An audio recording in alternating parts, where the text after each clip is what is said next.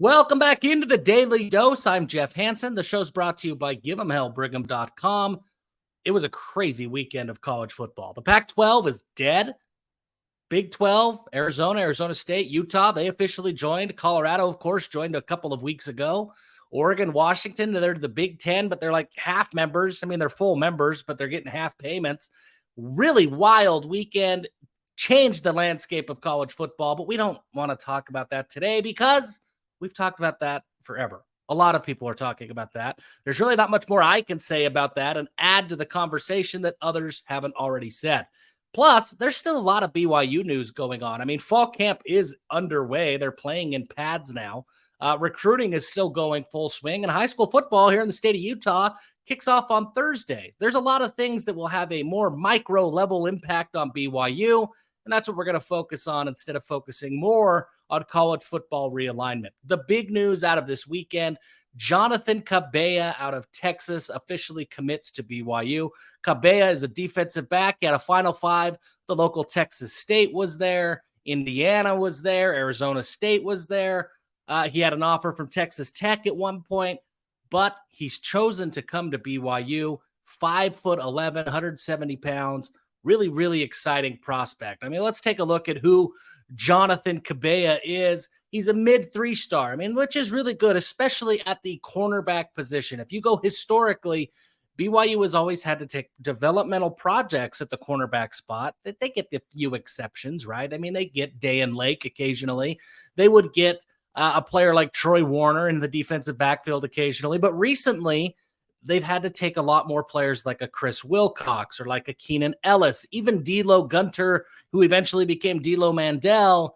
They were more projects. They had some development to do, and they did it. But Gennaro Guilford is able to fast-track his developmental progress when he brings in players like Kabeya.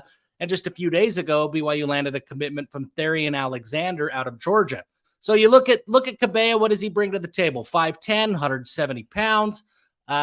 Middle of the road 3-star guy. He has Power 5 attention. He can play. He's a really, really good player. And I think that his commitment teaches us a little bit of something about what BYU is doing philosophically with their defensive scheme. Kabeya is being recruited as a cornerback, but specifically his ability to play nickel is what has so many schools on him right now. His ability to guard those quick, shifty slot receivers, that's what Kabeya is going to do. That's probably where he finds his most playing time at BYU. So what can we read into that?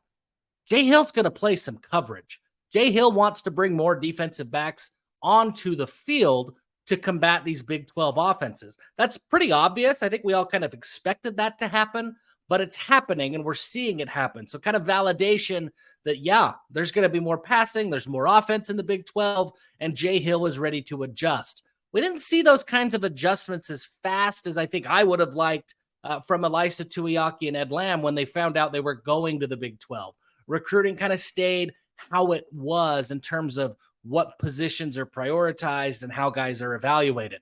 With Jay Hill coming in, we can look at some of these guys that have been brought in, like a Kabeya, and say, yeah, the philosophy on the defensive side of the ball, it's changing and it's adapting so that BYU's more competitive against all these fast, speedy wide receivers. Love what Kabeya brings to the table. He's a basketball player as well. He's a special, special athlete, really quick hips, really loose hips. He's able to cover multiple sides of the field. He's a great nickelback. It's a great nickelback opportunity. He's a little bit raw. He's physical. He needs to gain some strength. He has the physical, I guess, innate ability to be physical. Got to be a little bit stronger. That's going to come. He's a high school kid right now. Strength, I'm not worried about. But it is, I mean, until it's not, it's something he has to address, right? So that's there, but I like what Jonathan Kabeya brings to the table. Love what Therian Alexander brings to the table that we talked about last week. Gennaro Guilford got a pair of really, really good defensive backs here in the last 72, 96 hours. Gennaro Guilford is BYU's best recruiter. He's fantastic. He does such a good job at forming relationships, and you're seeing it here, right? You're seeing it with guys from Texas, guys from Georgia that really don't have any pre-existing relationship with BYU at all, but they fall in love with Gennaro Guilford. Gennaro is so valuable to BYU. And also, kudos to Kelly Poppinga. When he came over from Virginia, when he was announced as an addition on Jay Hill's staff, he talked about wanting to recruit Georgia. I thought that was crazy. Why would BYU recruit Georgia? Poppinga went out and tried it anyways. And hey, look, Darian Alexander, he's here. He's coming. And he is recruiting others to BYU with him. Seems like a great pickup.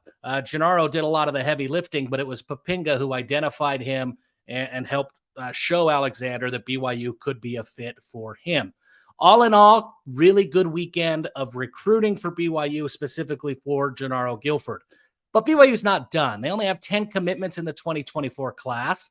They're still in the bottom, really the bottom 2 or 3 of the Big 12 right now. It's hard to look at those conference standings and draw any real conclusions because it's still only August. There's still a ton of time. BYU is obviously not going to go into signing day on February with only 10 commitments. So there's still a lot of movement up and down that's going to have to happen, commitments and decommitments. So nothing to panic about, but they are still in the bottom 2 or 3 schools right now in the Big 12 conference. Obviously, that can't be where BYU finishes if that's where they want to start competing for Big 12 championships. There are some guys that I think we should start to pay attention to that I could see commitment decisions coming from here in the next, call it 3 or 4 weeks. Noah Lugo, I'm expecting him to decide, quarterback out of Texas, currently committed to UTSA, took a visit to BYU.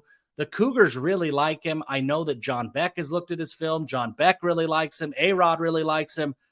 BYU really likes him. And generally when they find a guy that they really like, that guy turns into something. So I wouldn't be alarmed by the UTSA commitment. That doesn't mean he's a scrub. That just means he's committed to UTSA. Other schools have found him. Other schools are starting to recruit him as well. Iki Tupuo, offensive tackle. Everybody thought he was going to Washington. I don't think he's going to Washington anymore. He's been back at BYU.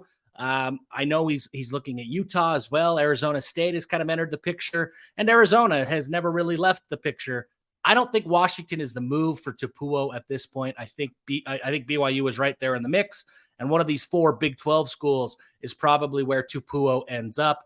Cash Dillon, Vo Tuataga, and Davis Andrews, 3 local guys who I could see making decisions relatively quickly. Cash Dillon, Davis Andrews, they've said that they want to decide before their senior seasons. I don't know if they're going to hit that. That starts on Thursday, Friday for these guys. But I think we could see a decision here early in the season, possibly, or first or second week of September. And then Vo Tuataga, defensive end, really, really special player. He's kind of been really quiet about his recruitment, but he's kind of, I guess, evolved into looking at BYU the hardest and looking at Oregon State the hardest.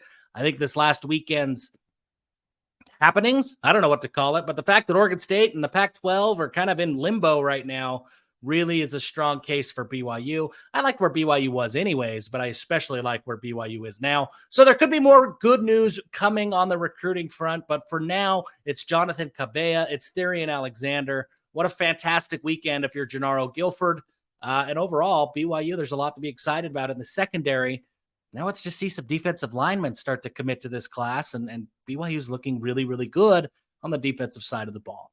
Thank you so much for joining the Daily Dose. We're less than 100 subscribers away from our goal of 3,000.